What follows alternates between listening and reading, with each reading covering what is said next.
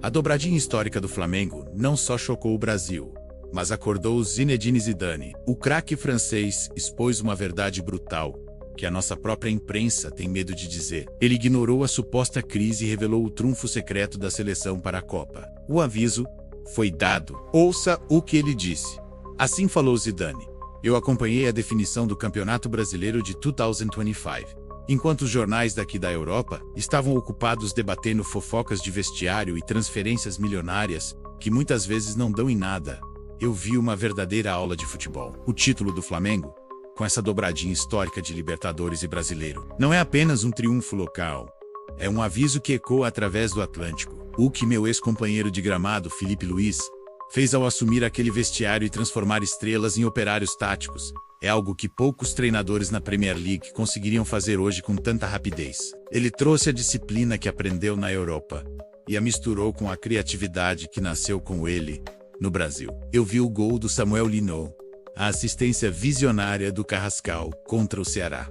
Isso não foi sorte. Foi a execução fria de um time que sabe sofrer e sabe matar. Um time que entendeu que a posse de bola sem objetividade é inútil, algo que muitos clubes europeus ainda custam a aprender. A Europa ignora o Brasileirão, chama de campeonato lento, desorganizado, mas a intensidade que eu vi ali, a capacidade de manter o nível físico até dezembro jogando a cada 3 dias, em um país de dimensões continentais, isso exige uma preparação de elite. A arrogância europeia de achar que o futebol moderno só existe na Champions League, ou que a tática só nasce em laboratórios alemães ou espanhóis, é a venda que cobre nossos olhos para a realidade. O futebol sul-americano evoluiu taticamente, mantendo a essência técnica que nós perdemos ao tentar transformar jogadores em robôs. Eles aprenderam a fechar espaços, a compactar linhas, mas não esqueceram como driblar em um espaço curto, algo que nossas academias pararam de ensinar. Vocês insistem em falar de crise técnica no Brasil. Vocês olham para resultados isolados e criam teses de falência. Deixem-me explicar a matemática real do futebol. Um Neymar, mesmo jogando a 50% de sua capacidade física, possui uma visão periférica e um toque na bola que supera todo o meio-campo operário da seleção inglesa. Ele vê linhas de passe que computadores não conseguem prever. Amvin Jr., mesmo num dia ruim, atrai 3 marcadores e cria mais pânico na defesa adversária do que o ataque inteiro da França. O simples fato de ele estar em campo altera toda a estrutura defensiva do oponente. O que vocês chamam de fase ruim dos brasileiros é o sonho de consumo de qualquer seleção europeia. O talento natural deles é tão absurdo, tão enraizado na cultura, que mesmo quando falham, eles são perigosos. A Europa precisa de sistemas perfeitos, de gramados perfeitos e de arbitragens perfeitas para funcionar. O Brasil só precisa de um segundo de genialidade, de um erro mínimo do adversário, para decidir um jogo. Eu leio jornais espanhóis e ingleses todos os dias. Vejo os ataques coordenados contra Vini Júnior, as críticas desproporcionais a Endrick e agora a Rodrigo. Não se enganem, isso não é jornalismo, é pânico. É o medo institucionalizado. A imprensa europeia bate neles para tentar desestabilizar o psicológico, para tentar criar vilões onde existem apenas atletas excepcionais, porque sabem que, na bola, no 1 contra 1, não existe lateral europeu capaz de pérolas, sem fazer falta, sem pedir ajuda da cobertura. Eles criticam a dança, criticam o sorriso, criticam a reclamação, dizem que é desrespeito, que é falta de seriedade. Mas no fundo, o que existe é o medo. É o medo de ver que, não importa quanto dinheiro a Europa investe em academias, centros de alta performance e tecnologia de ponta, a magia bruta ainda pertence a eles. O ódio é apenas o medo disfarçado de crítica construtiva. Olhem para os nossos garotos de ouro aqui. Bellingham, Pedri, são jogadores fantásticos, atletas perfeitos, taticamente impecáveis. Eles cumprem funções como relógios suíços, mas eles são previsíveis. Eles jogam como se seguissem um manual de instruções, como se o futebol fosse uma equação matemática exata. O Brasil traz o caos. E o futebol, em sua essência divina, é decidido no caos, no imponderável. Falta a esses meninos europeus a ginga, a malandragem de rua que o brasileiro tem no DNA e que não se aprende em escolinhas com gramado sintético. Quando o sistema tático trava, quando o plano falha e o treinador fica em silêncio, o europeu olha para o banco, sem saber o que fazer. O brasileiro inventa um drible, inventa uma tabela curta, improvisa uma jogada de efeito, contra a improvisação.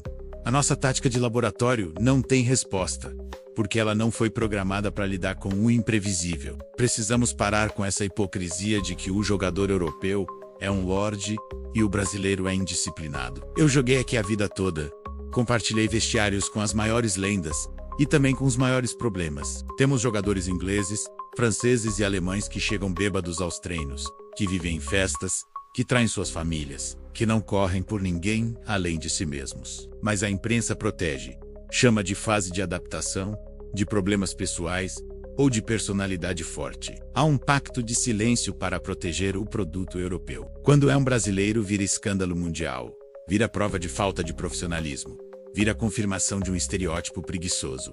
Parem. O brasileiro não é o vilão dessa história. Ele é apenas o alvo mais fácil para vender jornal e gerar cliques. Se vocês cobrassem os europeus com o mesmo rigor, com a mesma lupa moral com que cobram sul-americanos, veriam que a disciplina europeia é uma grande mentira, uma fachada bem construída pelo marketing. O maior erro dos scouts europeus, desses olheiros que se dizem especialistas, é a preguiça. Eles pousam no Rio ou em São Paulo, assistem a um jogo no conforto de um camarote, olham o Flamengo, olham o Palmeiras e vão embora achando que viram tudo. Erro fatal. O Brasil é um continente. Eu tenho assistido aos jogos do Bahia, um time que tem o dedo de gestão do Grupo City, mas que joga com uma alma que o Manchester City jamais terá. Eles jogam um futebol propositivo, agressivo. Eu vi a gestão do Mirassol, uma aula de eficiência com recursos limitados, revelando talentos que sabem competir. Eu vejo o Botafogo revelar peças físicas impressionantes, atletas que combinam força e técnica de uma forma que lembra os grandes times africanos, mas com a organização tática brasileira. O nível tático e a intensidade física de times considerados médios subiu assustadoramente. Não existe mais jogo fácil no Brasil. Tem garotos de 18, 19 anos escondidos no interior de São Paulo, no Nordeste, no Sul, que seriam titulares na Série A italiana hoje. Eles já nascem competindo contra milhares, sobrevivendo a peneiras cruéis. O Brasil é uma fábrica que nunca fecha, e ela está operando em lugares que a Europa nem sabe apontar no mapa. Lugares onde o olheiro europeu tem medo de entrar. Vocês esquecem que eles estão aqui dentro, infiltrados em nossas ligas. Olhem para Rodrigo no Real, Marquinhos no PSG, Ederson no City, Bruno Guimarães no Newcastle. Eles absorveram nossos segredos. Eles não são apenas talentosos, eles são inteligentes. Rodrigo joga com a leitura tática de um veterano europeu. Sabe fechar linhas, sabe pressionar sem bola, mas pensa e executa com a velocidade de raciocínio de um brasileiro. Marquinhos lidera uma zaga com a frieza de um italiano clássico, mas com a saída de bola de um meio-campista. Essa mistura é letal. Eles são híbridos. Eles aprenderam a nossa disciplina tática, estudaram nossos movimentos e vão o cela contra nós mesmos quando vestirem a camisa amarela. É o cavalo de Troia perfeito, a mente da Europa com os pés do Brasil. Nós ensinamos a eles como nos vencer, e a arrogância nos impede de ver isso. Eu estava lá nos anos de ouro e nos anos difíceis. Eu lembro o clima antes de 2002.